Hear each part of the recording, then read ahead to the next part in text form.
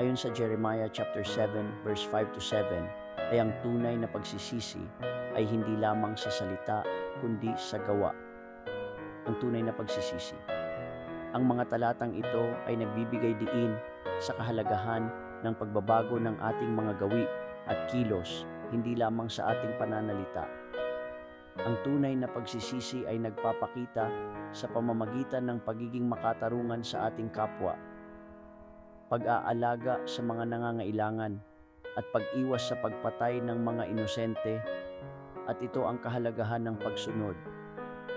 Ang mga talatang ito ay nagpapaalala rin sa atin na ang pagsunod sa Diyos ay mas mahalaga kaysa sa mga kabisihan natin sa maraming bagay.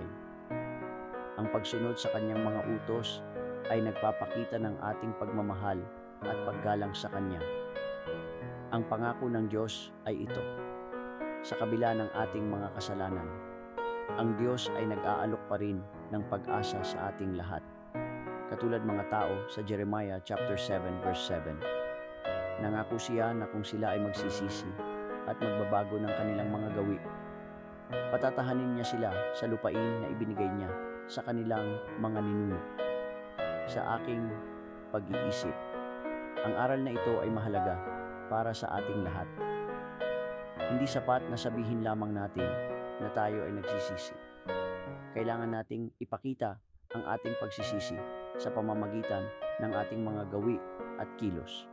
Kailangan din nating tandaan na ang pagsunod sa Diyos ay mas mahalaga kaysa sa mga kabisihan natin sa ating tahanan o trabaho at mga negosyo.